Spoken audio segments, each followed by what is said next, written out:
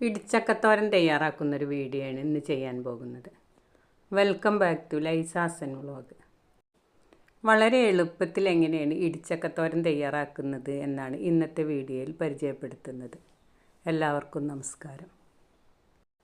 അതിനായിട്ട് നമ്മളെ പറമ്പിലുള്ള ഒരു പ്ലാവുമെന്ന് ഒരു ഇടിച്ചക്ക ഇടാൻ പോവുകയാണ്. അപ്പോൾ അത് കൈ എത്തുന്ന ദൂരത്ത് തന്നെയാണ് ഇടിച്ചക്ക ഉണ്ടായിട്ടുള്ളത്. അതുകൊണ്ട് നമുക്ക് മുറിച്ചെടുക്കാൻ വളരെ എളുപ്പം തന്നെയാണ്.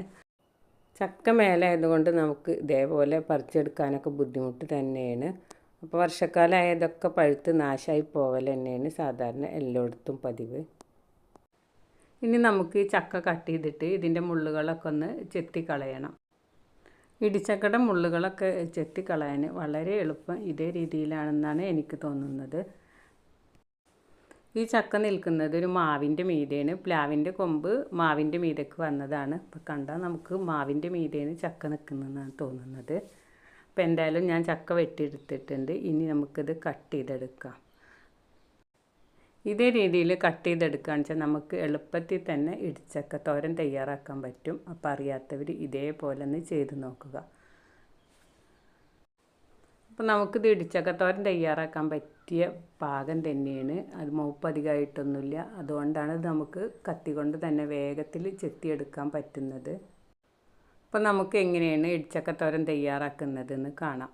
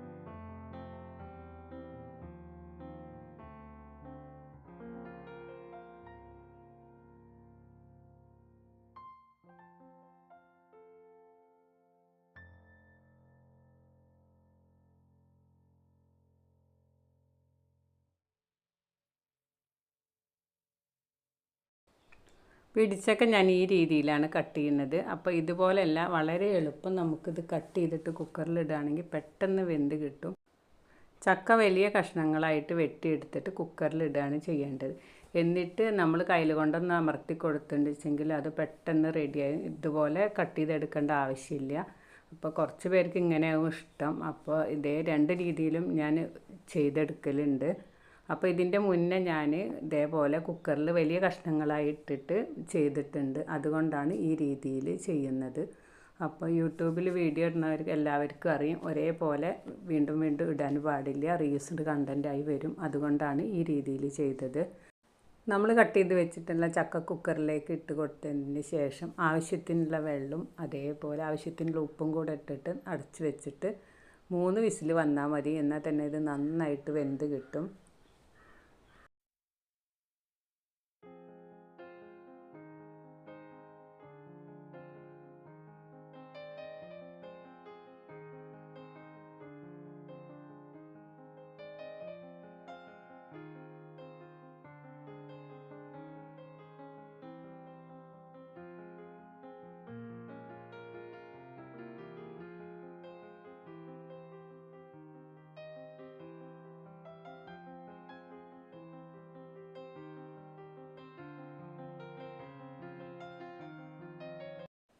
ചക്ക നന്നായി വെന്ത് കിട്ടിയിട്ടുണ്ട്. സ്റ്റവിലൊരു ചട്ടി വെച്ച് കൊടുത്തിട്ടുണ്ട്. ഇതിലേക്ക് ആവശ്യത്തിന് വെളിച്ചെണ്ണ ഒഴിച്ച് കൊടുത്തിട്ട് വെളിച്ചെണ്ണയിലേക്ക് ഞാൻ കടുകാണ് ഇട്ട് കൊടുക്കുന്നത്. ഉള്ളി മുളകും ഇട്ട് കൊടുത്തിട്ട് ഇതേപോലെ ഞാൻ ഒരിക്കൽ വീഡിയോ ചെയ്തിട്ടുണ്ട്. അതുകൊണ്ടാണ് ഈ രീതിയിൽ ചെയ്യുന്നത്. അതേപോലെ ഇതാദ്യമായിട്ട് ചെയ്യാണ്. ഇതിലേക്ക് കുറച്ച് അരി വറുത്തിട്ട് ഇവിടെ എടുത്ത് വെച്ചിരുന്നു. അതും കൂടെ ഒന്ന് പൊടിച്ചിട്ട് ചേർത്ത് കൊടുക്കുകയാണ് ചെയ്യുന്നത്. അപ്പോൾ ഒരു വെറൈറ്റി ആയിട്ടാണ് ചെയ്യുന്നത്. അപ്പോൾ പണ്ട് കാലങ്ങളിലൊക്കെ ഇങ്ങനെയാണ് ഇടിച്ചക്ക തയ്യാറാക്കിയിരുന്നത്. അപ്പോൾ ഇത് ഞാൻ അങ്ങനെ ചെയ്യാറില്ല. ആദ്യമായിട്ടാണ് ഇങ്ങനെ ചെയ്ത് നോക്കുന്നത്. അപ്പോൾ ഈ ചക്ക വെന്തയിൽ കുറച്ച് വെള്ളമുണ്ട്. അപ്പോൾ നമ്മൾ ഈ അരിയുടെ പൊടി ഇട്ട് കൊടുത്തപ്പോൾ അതിൻ്റെ വെള്ളം ശരിക്ക് പാകമായിട്ട് കിട്ടിയിട്ടുണ്ട്. ഇനി നമ്മൾ കടുകും അതേപോലെ കറിവേപ്പിലയും ഒരു പച്ചമുളകും കൂടെ ഇട്ട് കൊടുക്കുന്നുണ്ട്. ഇത് പൊട്ടിയതിന് ശേഷം നമ്മൾ ഇതിലേക്ക് ഒഴിച്ച് കൊടുക്കുകയാണ് ചെയ്യുന്നത്. അപ്പോൾ ഇതേ രീതിയിൽ ഇടിച്ചക്ക തയ്യാറാക്കാത്തവർ എന്തായാലും ഒന്ന് ചെയ്ത് നോക്കണം. ഓരോ പ്ലാവിൻ്റെ മീതും ഓരോ ടേസ്റ്റിലുള്ള ചക്ക ഉണ്ടാവുക. അപ്പോൾ ഇത് നല്ലൊരു ടേസ്റ്റുള്ള ചക്ക തന്നെയാണ്. ഇതിൻ്റെ വലിപ്പം കണ്ടാൽ മൂത്തിട്ടുണ്ടാവും തോന്നും, പക്ഷേ നല്ല ചള്ള് ചക്ക തന്നെയാണ്. അപ്പോൾ അറിയാത്തവർ ചക്ക വീട്ടിലുള്ളവർ എന്തായാലും ഒന്ന് ചെയ്ത് നോക്കണം. നിങ്ങൾക്ക് എൻ്റെ ഇടിച്ചക്ക തോരൻ്റെ വീഡിയോ ഇഷ്ടമായെന്ന് കരുതുന്നു. വീഡിയോ ഇഷ്ടമായാൽ നിങ്ങളെൻ്റെ ചാനൽ ആദ്യമായി കാണുകയാണെങ്കിൽ സബ്സ്ക്രൈബ് ചെയ്യാനും ലൈക്ക് ചെയ്യാനും മറക്കരുത്. ഇതുപോലുള്ള നല്ല വീഡിയോകളുമായി വരാൻ ദൈവം അനുഗ്രഹിക്കട്ടെ. Thank you.